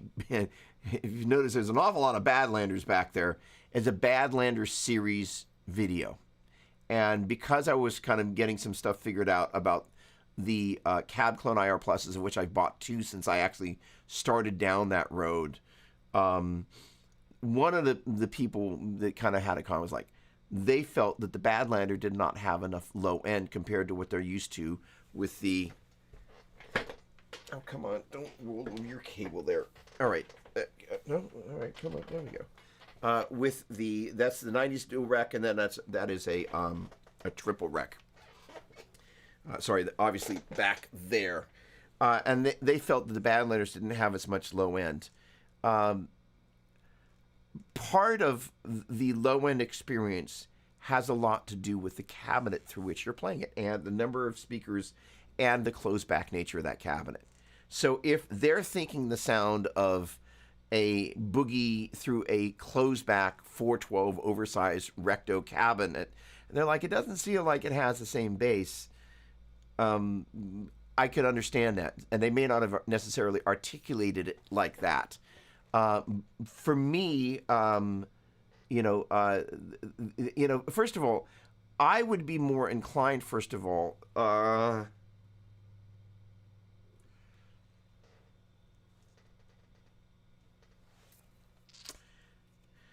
I built a graph. Let me see if I can find it.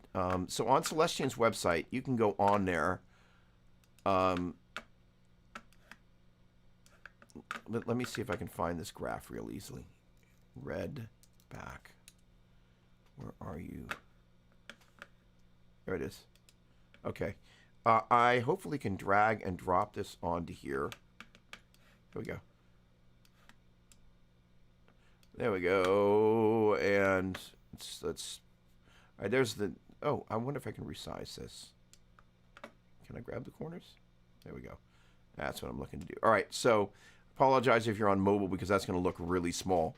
But there, from top to bottom, as I recall, is the. Ooh. Well, you know what? I'm not going to misquote myself. That is the grid comparing the frequency response of the Redback, the Vintage 30, and the Classic Lead 80, which is basically the MC90. If you take a look at the left-hand side there, you're going to notice that the bottom end of those speakers doesn't look that different, nor does the top end look markedly different, although there is some subtle difference in the bottom one. And I apologize, I'm not going to remember which one that is, but I'm going to guess that could be the MC90. But, you know, where that's at is, hang on, let me grab the edge here. That is at, there you go. That's way, way, way, way, way up there in the area past where, you know, we would normally kind of go. All right, so that right there is saying 10K, right? Oh, you're not seeing that. So if you look at the far right-hand line going down the page here, that's going to say 20K, and then the one to the left of that's going to say 10K. So, like, the place where they get really, really different is beyond the area that most of the guitar stuff that we're paying attention to actually happens. So the point being, and then as you look at the bottom end of that, they're really not that different. And right here is 50 hertz. So kind of most of the guitar stuff, you know, for anybody that's mixing is going to roll a lot of the stuff below 100 hertz off. So the point being is they're very, very similar. All that to say is this.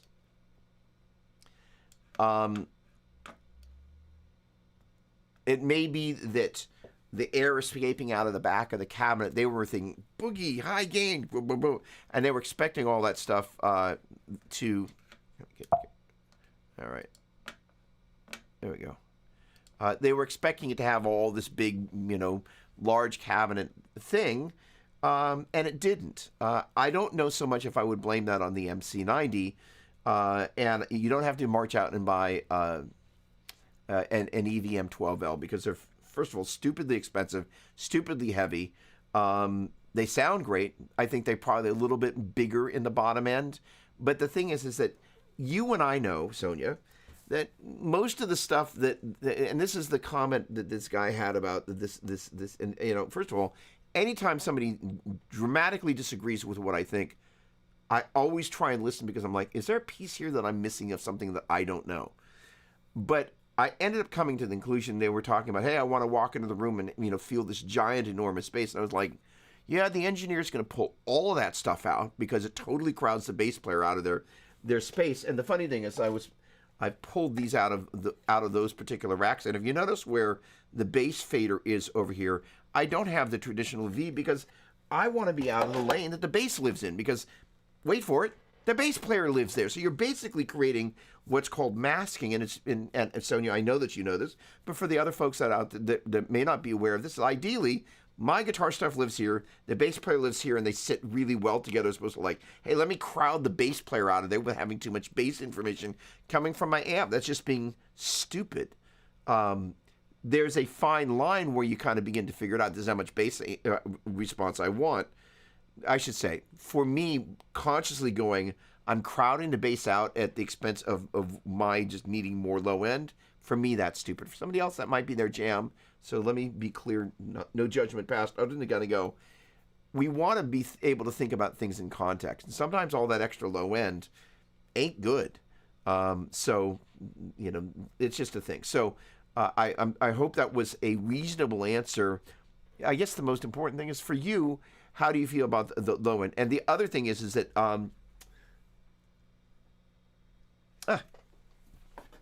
show and tell it is.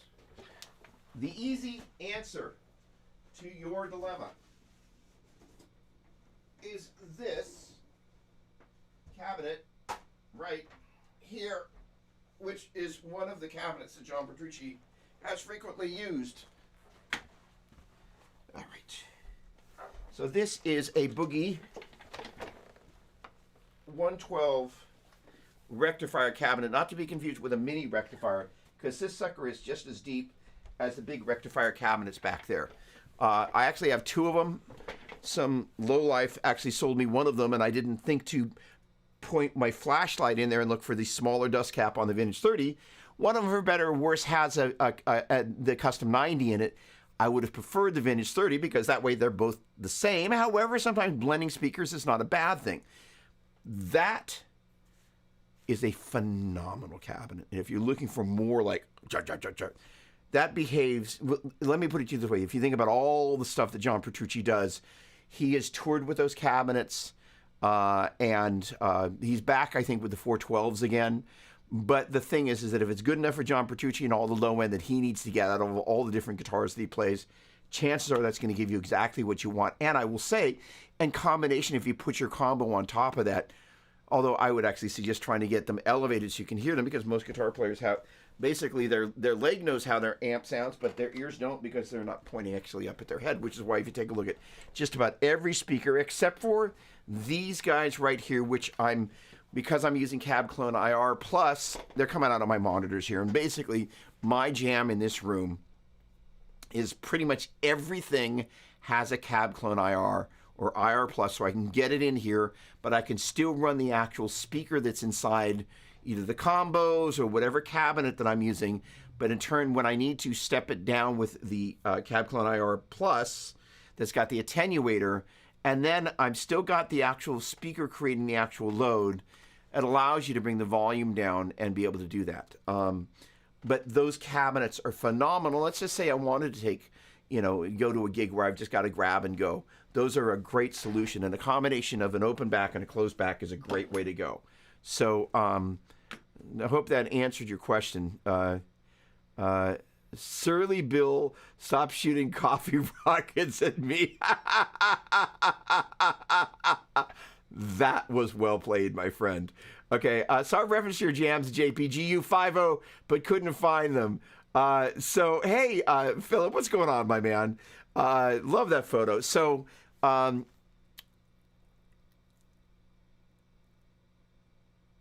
let's see. So, don't want to get the cart ahead of the horse here, but one of the things that I proposed doing, which is going to be a lot of fun, so traditionally what I do, the jams at the end of the guitar, at the end of the day on the guitar camps, there's everybody suggests a series of songs, and what I generally kind of, it's actually one of my favorite things to do. I get a chance to work with the beginning and intermediate students, which is one of my greatest joys, because it's where people, they come to a guitar at camp looking for an experience, and you're able to really spend some time with them a little bit more one-on-one, because, many of the people at that time of day want to just, go out and jam and blaze a bunch of notes. But other people, that having that little bit of time to sit with people is important. So one of the things that I've proposed that I can neither confirm nor deny is going to happen, but is going to be sitting with a series of songs. You never know, considering the camp, what those songs might be, but actually taking the solo sections and just looping the solo sections and giving people hints about, soloing over the top of it. And really, because of the nature of whose camp it is, the amount that people have an affection for, John Petrucci, the idea is to be able to take some of those classic solo sections and go, all right, well, this is, kind of what key it's in here. If it's modulating, this is what's going on here. All right. Try this. All right. Try that, right. So,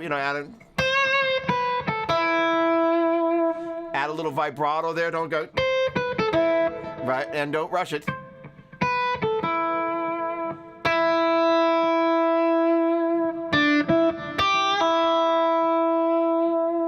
And so you can, even if you don't have a bar,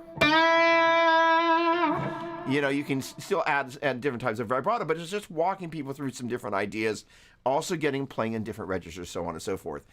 So hope that answered your question. Appreciate your asking, my friend. Look forward to seeing you in August. Gosh darn it. Sent again. Thank you, Paul. I really appreciate it. Braxo, what's going on, my man?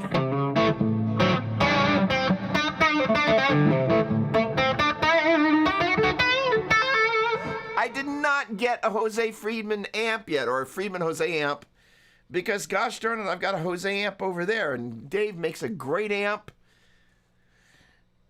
but I got Jose's amp, and it is a very, very special amp, and it's actually not mine. It's on loan from a dear friend, but I'm really, but I'm really excited to hear about it. Congratulations, yes, and so far I've not needed any overdrive or boost pedal on the Friedman. No, say yes, it is that good. Love that. Congratulations. I celebrate that. Bing, bing, bing. That's me banging a gong. I've never done that before. How completely wacky. But here's the thing. They are iconic amplifiers. It's kind of like Dumble status, and those original Jose amps, I think, will end up really continuing to climb in price. It's a phenomenal amp, and you don't need anything in the front end. So congratulations. I am very excited to plug into one. I actually know somebody that's got one that's a buddy. So I am chomping at the bit to play it, but I have not. I don't have I don't have a connection in the boutique amps world there. But I am excited. So congratulations again. Way to go. Sounds like a lot of fun. Guitar Vacation sounding good in here. Great touching. Oh, thank you very much. I don't think we met. So welcome aboard. I'm Doug. You're the Guitar Vacation. Thank you very much. Very kind. Appreciate your, first of all, stopping by and taking the time to say hello and your kind words. Thank you. Appreciate it. All right, let me wrap it up. No, it's 11. I got to go. Ladies and gentlemen, I hate to do it. I love you all. Brett, hello. I'm sorry I'm not going to get to the rest of the great comments here. Artie, hello. I love a straight 412 cabs over the slant. Okay, I got a lesson that's supposed to start now, so I got a jet. Have a great one. I look forward to seeing you next Saturday. Thanks for stopping by. And in between now and then, get your 15-minute incremental practice, and just those little windows can help. And if you got any questions, maybe, make a list of questions mentally that you can make me work next Saturday. All right, love you guys. Thanks so much. Have a great one. See you next week. Thanks again.